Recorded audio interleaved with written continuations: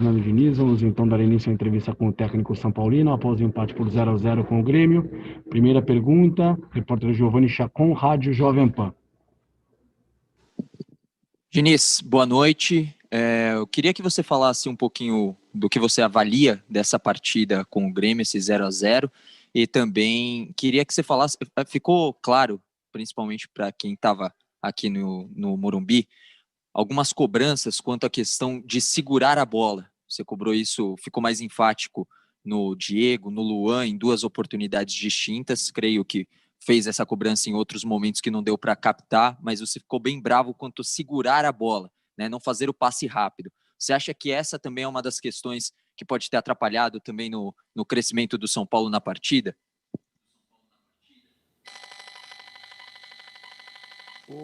Quanto à sua segunda pergunta, eu estava às vezes cobrando para acelerar o jogo. Acho que é isso que você está falando, né? Que eu estava segurando muito a bola, retendo muito a bola. Aconteceu uma outra vez mais com o Diego, de acelerar o passe para a gente ter uma dinâmica melhor. E a marcação fica facilitada quando a gente fica segurando muito a bola, o jogo fica mais lento. Quanto ao jogo, eu achei que foi um jogo ruim. A gente fez uns 20, 25 primeiros minutos bons. Depois a gente andou para trás. O Grêmio cresceu um pouco no jogo e no segundo tempo a gente não conseguiu jogar, tivemos muitos erros de passe, o Grêmio fez uma marcação mais alta, a gente teve dificuldade para sair e a gente não conseguiu fazer um bom jogo, principalmente no segundo tempo de construção. Quanto à partida, a gente soube marcar muito bem, principalmente no segundo tempo. No segundo tempo o time marcou bem na frente, quando teve que marcar atrás, marcou bem também. E o jogo foi muito travado também, muita falta, demorava para bater, o juiz também não acelerou o jogo, ficou um jogo ruim de se assistir, eu achei, principalmente no segundo tempo. Ivan Drago, Rádio Transamérica, sua pergunta, por favor. Tudo bem, Diniz? Todos nós sabemos o que o Daniel Alves pode entregar ao São Paulo, né? E para muita gente hoje ele não foi bem, nem na lateral, nem no meio-campo. Você o manteve até o final da partida. Eu queria que você fizesse uma avaliação do desempenho do Daniel Alves hoje na lateral e no meio-campo. O que você espera dele também atuando na lateral direita? Na lateral direita, quando ele jogou, o nosso time hoje já tem algumas partidas, já teve cenários que a gente jogava muito pelo lado direito. Atualmente está jogando muito pelo lado esquerdo, então ele ficou mais isolado do lado direito e pegou pouco na bola, mas fez uma partida ok na marcação e chegou muito pouca bola. Quando chegou, eu achei que ele fez uma partida correta, não tem o que falar. Depois ele foi para o meio e o time estava muito...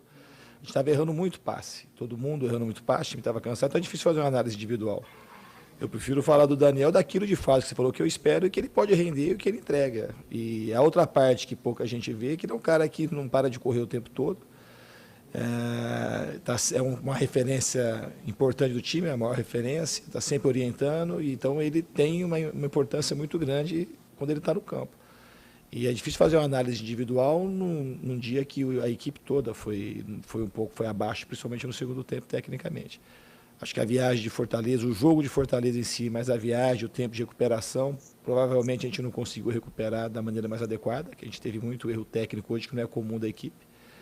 A minha avaliação é essa. Do Daniel fica isso, que ele tem uma importância muito grande, é um cara que tem muito peso e ele colabora com muitas outras coisas que não aparecem de maneira convencional, como acontecia com o Sara em alguns momentos que as pessoas não viam, que ele coletivamente acaba ocupando espaço, acaba dando opção, acaba orientando, marcando e orientando o sistema defensivo. É isso que eu tenho para falar. Terceira questão, Marcelo Razan, GE. Globo. Boa noite, Diniz. Ainda sobre o Daniel Alves, ele só foi substituído uma vez com você na partida em que ele sofreu a fratura no antebraço contra o Atlético Paranaense nos 25 jogos desse ano, de 2020. Depois que ele volta da lesão, que ele ficou um mês parado, São Paulo já fez uma sequência de 8 ou 9 partidas seguidas em menos de um mês, né, entre 26 de setembro e agora, hoje, 17 de outubro. Para um jogador de 37 anos, tecnicamente e fisicamente, você acha que talvez seja o momento de segurá-lo ou ele consegue continuar aguentando esse ritmo mesmo depois desse tempo todo parado? e pelo que ele vem entregando também tecnicamente? Ele consegue. E ele é uma referência mundial ainda, na minha opinião. Ele consegue, sim. E quando a gente joga bem, ele joga bem, essas questões ficam muito da questão do resultado, assim, quando não aparece ou quando o resultado é negativo. Mas o Daniel é uma grande referência. Eu não tiro porque eu acho que ele produz muito. Ele produz muito para o time. Mesmo quando ele não produz tecnicamente, ele produz de outras formas e ele é muito importante. No momento que eu achar que eu tenho que tirar, eu vou tirar, mas eu não tirei porque eu acho que não tinha que tirar até o momento. E ele é um jogador diferenciado no estilo da parte. Não é que ele não sai nos jogos, ele não sai de treinamento. Desde que eu estou aqui, ele não saiu nem um dia de treinamento. Ele é um cara que tem 37 anos, mas você vê o GPS dele, o número de ações intensas, ele é um cara que a gente fica pela idade. Você tem que ver o que ele entrega, o que ele corre. Todo jogo ele corre. Pode errar tecnicamente um jogo ou em outro, mas assim, ele corre e entrega para o time sempre. Está sempre querendo jogar, sempre treinando. E termina o treino e ele ainda continua treinando. Ele chega antes, treina o treino todo e depois ainda continua treinando, fazendo os trabalhos específicos dele. Então é um exemplo de profissional, uma referência técnica do time e uma referência de personalidade. Então é importante que ele esteja no campo quase sempre e por isso que ele se mantém e tem minha total confiança. Eduardo Afonso, canais ESPN. Diniz, tudo bem com você? Boa noite. A minha dúvida, Diniz, é em relação à semana do São Paulo, né? Você tem um jogo pela Libertadores, que na verdade agora vale pela classificação à Sul-Americana, e uma decisão com Fortaleza no final de semana pela Copa do Brasil. Essas competições, elas têm peso diferente na sua cabeça? Elas têm peso igual? Você pode priorizar uma ou pode deixar outra de lado? Enfim, como é que você vai encarar uma semana de três competições, até eu diria, bem diferentes uma da outra? As competições, acho que elas são todas importantes. É claro que a Copa do Brasil, principalmente para o clube, é uma conquista inédita, então por isso ela tem um peso diferente.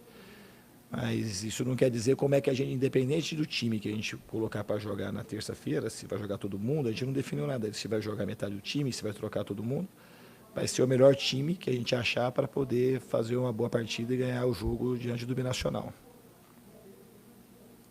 Leonardo Dai, Rádio CBN. Tudo bem, Diniz?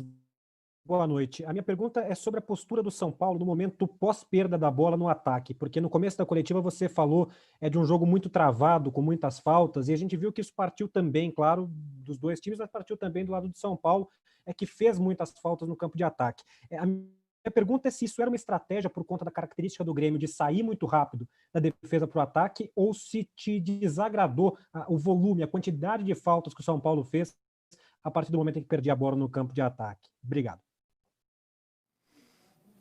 Não era uma estratégia, a gente, de maneira habitual, consegue recuperar a bola no ataque sem fazer a falta, mas em outro lance os jogadores chegaram atrasados e acabaram cometendo a falta. Pessoal, estamos sem áudio do Diniz. Desagradou. A gente tem a intenção de recuperar a bola sem fazer a falta, que se tem mais uma oportunidade de fazer um novo ataque.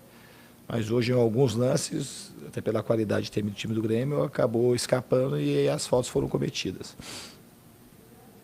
Diniz, se você me permite, eu vou pedir para ele refazer a pergunta e que você possa responder novamente, porque não saiu para todos a sua resposta, por gentileza. Repito a pergunta, então? Por favor. Pergunta sobre a postura do São Paulo a partir da perda da bola no ataque, né? A gente viu o São Paulo fazendo muitas faltas a partir do momento em que perdia a bola no ataque. Então, minha pergunta é se isso era planejado por conta da característica do Grêmio de escapar muito rápido para o ataque, ou se isso te desagradou de alguma forma pela quantidade de faltas feitas no campo de ataque.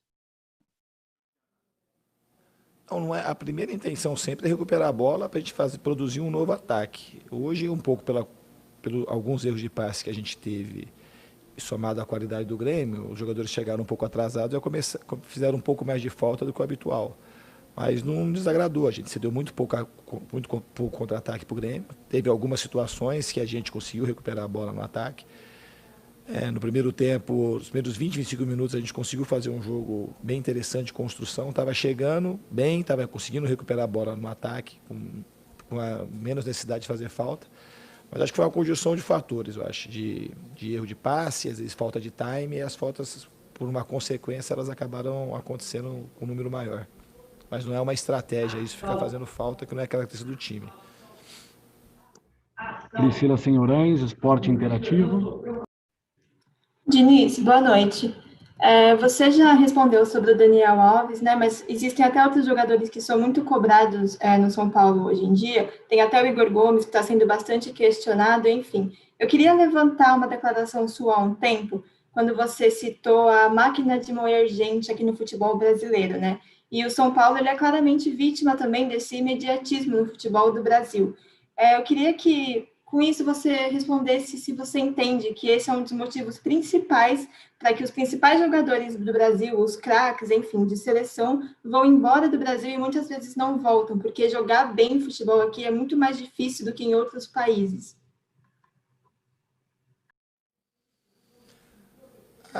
Os jogadores vão, quando demora a voltar, porque o centro do futebol mundial está na Europa. Então, não é interessante para quem está construindo uma carreira num time de ponta na Europa voltar e fazer o caminho de volta. Isso, acho que isso é o principal. Quanto ao fato de ser difícil aqui, é difícil mesmo. A gente tem que produzir o tempo todo. Tem 20 equipes disputando o Campeonato Brasileiro e a exigência é que os 20 praticamente sejam campeões. E quando o jogador não entrega 1 ou 2 jogos, as críticas elas são muito severas e a gente tem que saber suportar. Isso aí não vai mudar, a gente tem que procurar emocionalmente ficar cada vez mais forte, porque esse é o retrato do futebol no Brasil. A cobrança ela é feita de uma maneira muito imediata e você precisa saber responder, e às vezes de uma maneira inadequada. Mas é isso que a gente tem e os jogadores precisam aprender a conviver com isso, quanto mais cedo melhor, para poder suportar e passar por esse processo de uma maneira boa. Última pergunta, Thiago Fagnani. Vamos lá, boa noite, Diniz. Até pegando um pouco desse gancho da pergunta da Priscila, imediatismo, né? Eu queria saber se essa coisa do imediatismo te atrapalha um pouco nessa sua passagem pelo São Paulo. Você, ao lado do Renato Gaúcho, é o técnico que há mais tempo está no comando de uma equipe da Série A, veja só. E também tem essa questão da irregularidade. O São Paulo não é o único time irregular no Campeonato Brasileiro, por favor. Mas hoje o São Paulo perdeu uma boa oportunidade para conquistar os 3 pontos. É um bom adversário, mas é um adversário que também está irregular. Então, eu queria que você falasse um pouco mais uma vez, né, sobre essa irregularidade do time no campeonato e na temporada. Eu acho que o jogo de hoje, especificamente, foi um jogo meio atípico, né? Não é eu não sei se provavelmente a gente sentiu a maratona de jogos, mais a viagem, por ter sido também um jogo decisivo lá em Fortaleza, que a gente saiu atrás em 3 momentos naquele jogo e conseguiu buscar o empate. E mais a viagem, noite sem dormir, então hoje a gente teve erros assim que a gente não estava cometendo, somente erro de passe. Então, a irregularidade no jogo de hoje, a gente tem que saber mensurar e contextualizar do que aconteceu, principalmente nessa semana. Mas, como você disse, todo time vai oscilar. E a gente tem que, de alguma forma, oscilar cada vez menos. Porque o time que vai, principalmente no Campeonato Brasileiro, os times que vão chegar na frente e que vai ser campeão, é um time que vai oscilar menos. Então, a gente precisa ter um jeito de jogar que tenha uma certa linearidade, que a gente consiga manter um bom desempenho em todas as partidas. Encerramos então a entrevista coletiva do técnico Fernando Diniz. Obrigado a todos pela presença e uma boa noite.